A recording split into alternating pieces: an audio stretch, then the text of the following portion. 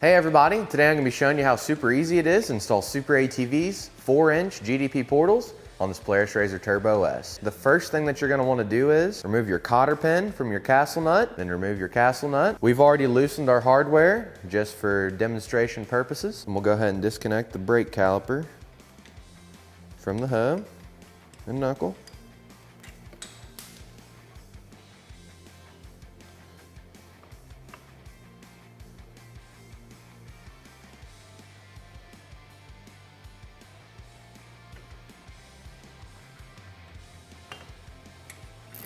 Like that, and we'll just lay our brake caliper over here to the side. We'll grab a hold of our hub, slide it off. Then we're gonna go over here to our tie rod and go ahead and disconnect it. I like to just put my hardware right back into place. We're gonna pick up on the lower A-arm after we've removed our nut off of our shock bolt. So we'll pick up on the A-arm, remove the shock bolt. And we're gonna grab a strap. I wrapped it around our front bumper to pick the A-arm up like this. Get it up here about as high as I can get it.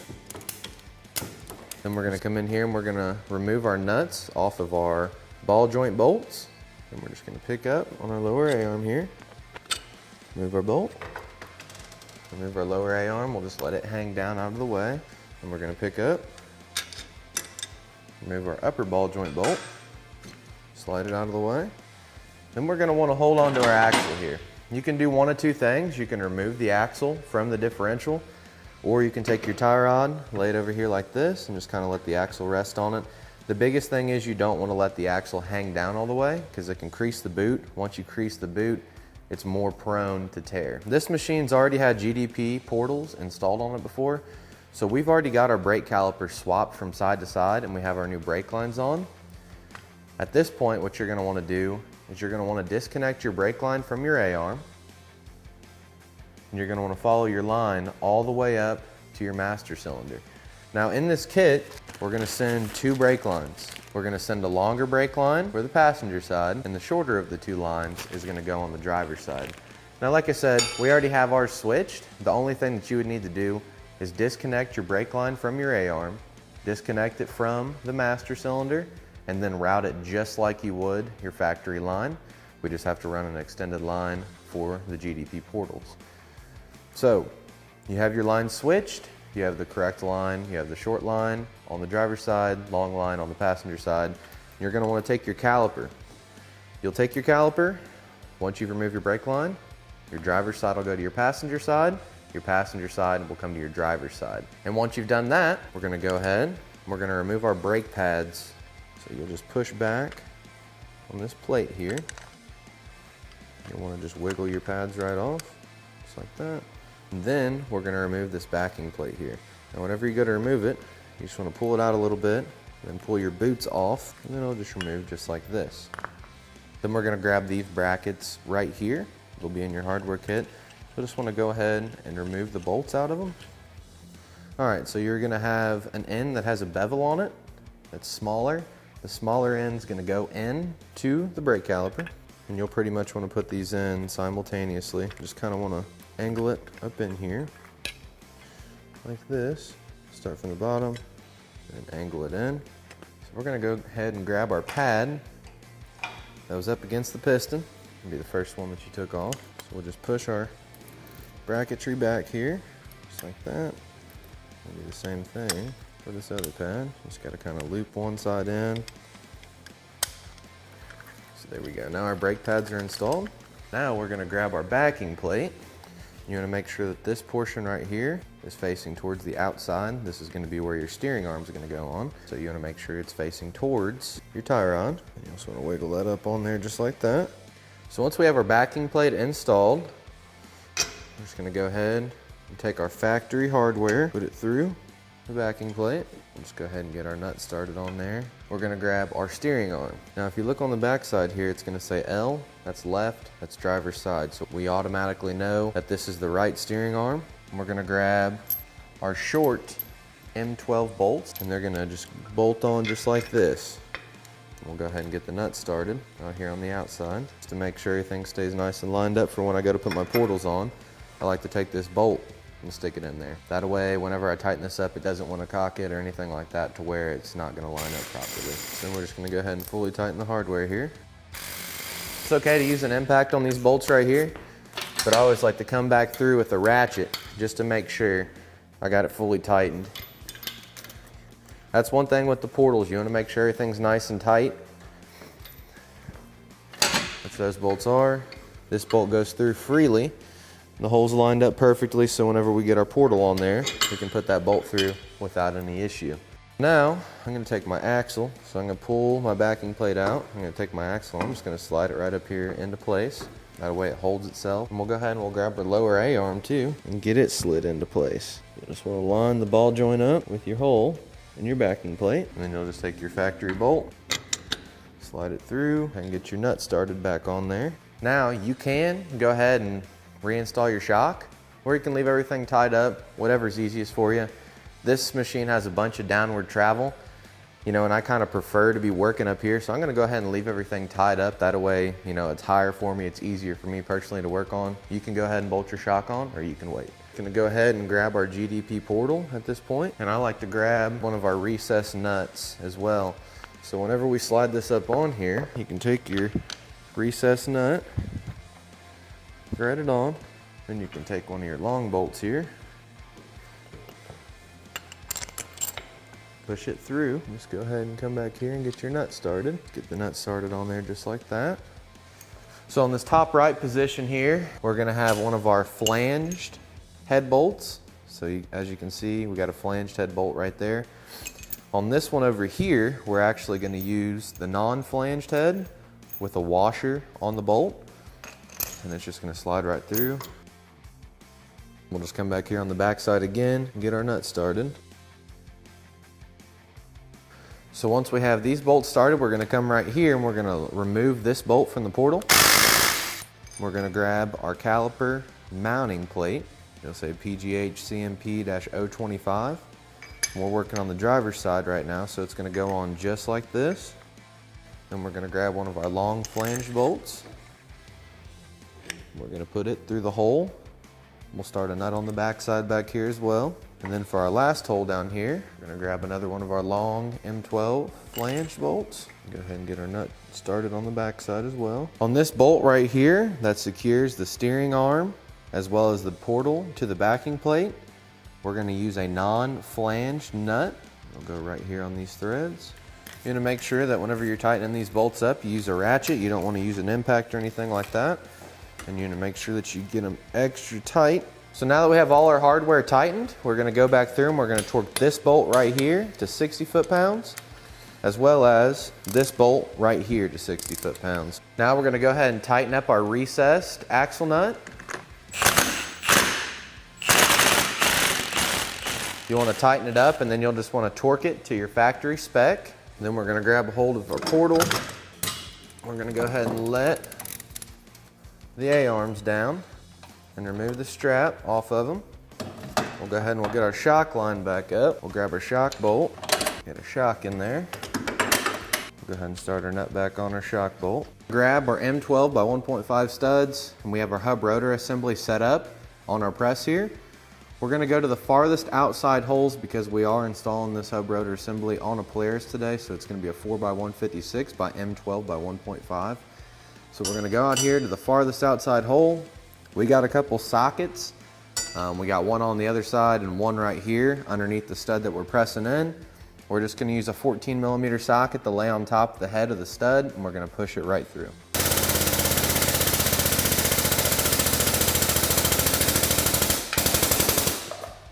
So there we go, one stud's in. Just gonna look at it, make sure it's all the way down. That one's good to go.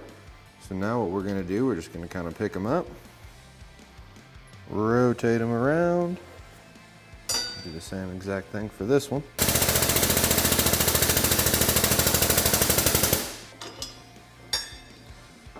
All right, once you have all your studs pressed in, just go through, look at them all, make sure there's no gap in between the head of the stud and the hub rotor assembly.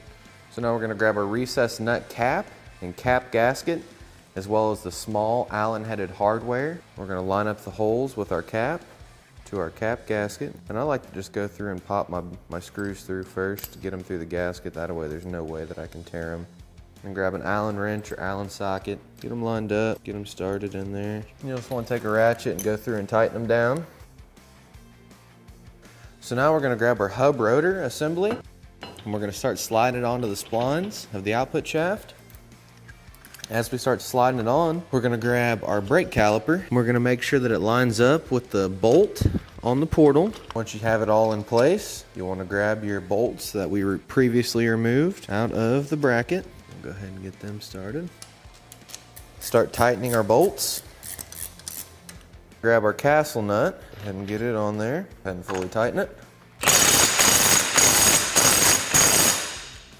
Till our cotter pin hole lines up. Then we're going to grab one of our cotter pins out of our kit. We just want to bend the cotter pin away from itself. So the next thing that we're going to do is we're going to go through, fully tighten all of our hardware, double check everything, make sure everything's nice and tight. We went ahead and reinstalled our tie rod. We're using a SuperATV heavy duty tie rod set today. So if you're using yours, you just reinstall it the same way that you installed it on your machine before it had portals. If you're running factory tie rods, you install them the same way as well. So with all that being done, everything's fully tightened. We've double checked all our bolts. We're going to grab our drain plug out of the hardware kit and we're going to go ahead and get it installed. So if you come right down here to the bottom of the box, you're going to see a threaded hole. We're just going to take our drain plug, insert it, then we'll get a ratchet, our socket, and go through and fully tighten it. You're going to make sure you get it pretty tight. You don't want to over tighten it, you don't want to strip it out or break it off. But we're only going to put the drain plug in because once we have all our portals installed, we're going to go around and fill all our boxes up. So now we're back here in the rear. It's going to be about the same kind of process. We're going to go ahead and remove our cotter pin, then our castle nut, then our caliper. We already have all our hardware loose just for demonstration purposes, so we're going to go ahead and remove our castle nut. We'll reach in here and we'll remove our brake caliper hardware. Go ahead and set that aside. Take our caliper and just lay it over here out of the way for the time being. And we'll go ahead and grab our hub, slide it off, and we're going to go ahead and disconnect our radius arms. Remove the nuts first. Set those aside. Just pick up. Pull your bolts out. Just like that.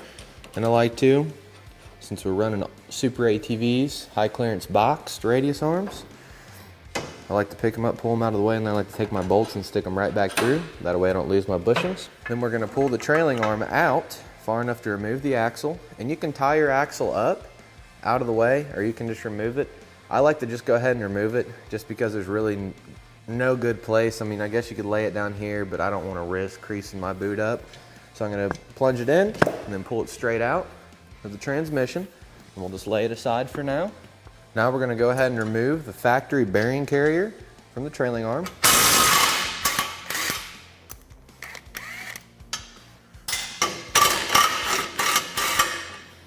Then we're going to grab 4 of our M10 bolts and 4 of our M10 nuts. And I have my backing plate and new bearing carrier. I like to go ahead and just take all of my hardware and slide it through the holes. And you can tell which holes the Allen headed bolts go through because they're actually cut out and recessed a little bit. And all of these are marked. You see this one says left, right here, left, driver's side.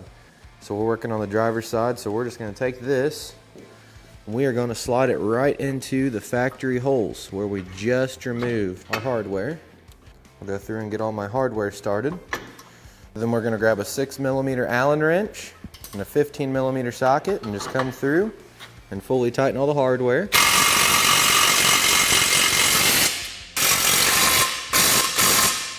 And again, it is okay to run your bolts up with an impact back here, but you definitely want to make sure that you go through and check them with a ratchet just in case your impact's dying. You know, it's always a good rule of thumb anytime you use an impact to double check them with a ratchet. So we're going to go through. You see this one needed a little bit extra on it. And then what we can do, we can go ahead and grab our axle, get it reinstalled. Make sure your axle's in there good. Then we'll just pull out on our trailing arm again. We'll just lay our axle right through here where it's going to go onto the portal. And grab our radius arms, go ahead and get them flipped back up into place. It's always a good rule of thumb to put your radius arm bolts in from the back. That way if you have any issues on the trail, you can just pull your bolt right out. You can get right to the head of your bolt. You can get a wrench in here to get your nut loose. and you can pull the bolt right out. We got our bolts in. We'll go ahead and get our nuts started on there. Grab your portal.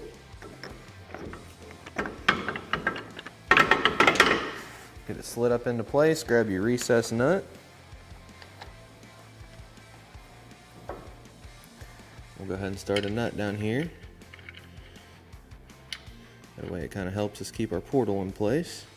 And then we're going to put our bolts through here and thread them into the backing plate.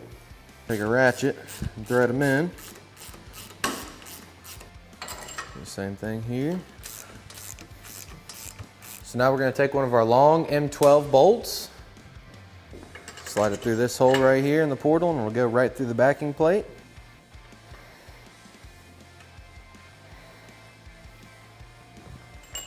So once we have this bolt right here installed, we're going to go ahead and remove this one. We're going to grab our rear caliper mounting brackets. We'll just utilize this bolt that we just previously removed. We'll thread it in. Then we'll take one of our long M12s, slide it through, and then put a nut on the back side back here. Just like that. Now we're going to want to torque this bolt as well as this bolt right here to 60 foot-pounds. Once we have them torqued, we're going to go through and fully tighten all of our bolts. The 2 bolts up here securing it to our bearing carrier, and then our 2 bolts with nuts on it. We've already went ahead and done that, so now we're going to grab our brake caliper. We're going to go ahead and remove the brake pads like we did in the front. Go ahead and remove the brake caliper, our brake pads, and we're going to remove the adapter from the caliper. We'll grab our adapter that was provided in the hardware kit. So it should look just like this right here. And we'll go ahead and we'll get our brake pads. We'll get them reinstalled. Just remember which way you took them off. You'll be able to tell which side was the piston side and which side was the outside. This is the outside because it doesn't have the piston marks on it. So we'll just loop it in there just like that. So after we've torqued our axle to spec, we're going to go ahead and grab our recessed nut cap just like we did on the front. Go ahead and tighten these down. We're going to grab our hub rotor assembly,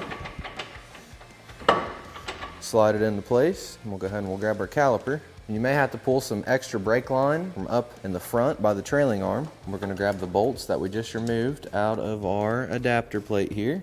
We'll go ahead and get those threaded in. Just want to get them started.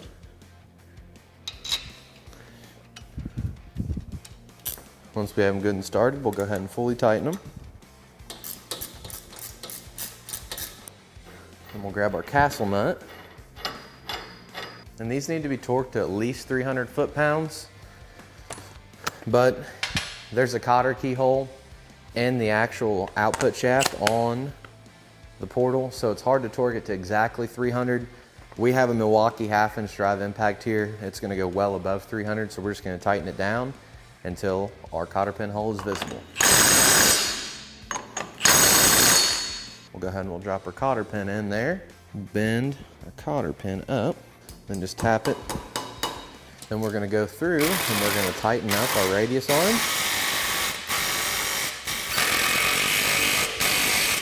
Once we have everything good and tight, we're going to go ahead and grab our drain plug and install it to the bottom of the box here.